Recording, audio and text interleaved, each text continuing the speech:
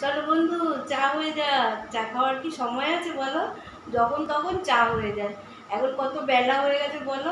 চান টান পুজো টুজো করে সব করে এসেছি, আমার মেয়ে আমার জন্য চা বানিয়ে রেখেছে। তাহলে আমি ফেলে দেবো? না, খেয়েই নি। আমার মেয়ের চা খাওয়ার কোনো টাইম নেই, তাই আমারও এখন ওর সাথে থাকতে থাকতে ওরম হয়ে গেছে। চা খেতে খেতে তাহলে দেখে নাও আমার প্রফেশনাল লাঞ্চ। আগে একটু চা খেয়ে নাও। চা খেতে খেতে গোপুসোনার লাঞ্চটা দেখে নাও। আমার গোপুসোনার লাঞ্চে আজকে কি ছিল? এই দেখো, তরমুজ আর কলা। তরমুজ আর কলা ছিল। তাই আমার গোপুসোনার সাথে সাথে তোমরাও একটুখানি প্রসাদ নিয়ে নাও। আমার গোপুর খাওয়া হয়ে গেছে, তোমরাও একটু তরমুজ আর কলা খাও। শুধু তরমুজ কলা খেলে হবে? দেখতে হবে না গীতাদির আজকে লাঞ্চ মেনু কি। চলো ঝটপট গীতাদি তোমাদের দেখিয়ে দেবে গীতাদির আজকে লাঞ্চ মেনুতে কি আছে। চলো তাহলে দেখে নাও।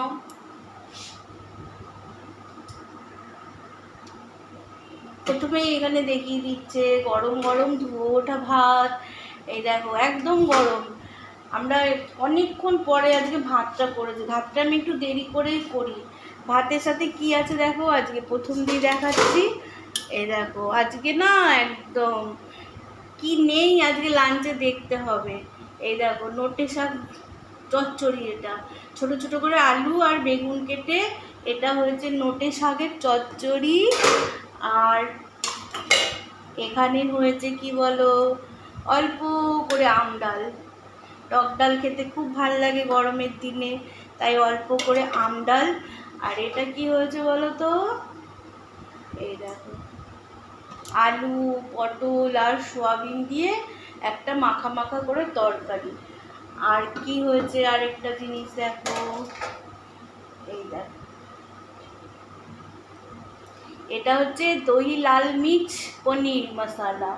এটা হচ্ছে কাসুরি মেথি ফেথি দিয়ে একদম টক দই আর লাল লঙ্কার গুঁড়ো দিয়ে করা। এটা খেতে হেভি সুন্দর লাগে। বেশি কিছু মশলা দিতে হয় না, কিন্তু একটু অন্যরকম টাইপের মশলা দিতে হয়। চালমগজ, কাজু, কিশমিশ, এর সঙ্গে একটু আমন্ড বাটা, এই সমস্ত দিয়ে টক দই দিয়ে করেছি। এটা দহি পনির মশালা, দারুণ সুন্দর খেতে হয়েছে। তাহলে আজকে গীতাদির লাঞ্চ মেনুতে কী নেই এটা শুধু তোমাদের বলতে হবে। লাঞ্চটা যদি ভালো হয় লাইক কমেন্ট শেয়ার করতে ভুলো না। দেখা হবে নেক্সট ভিডিওতে।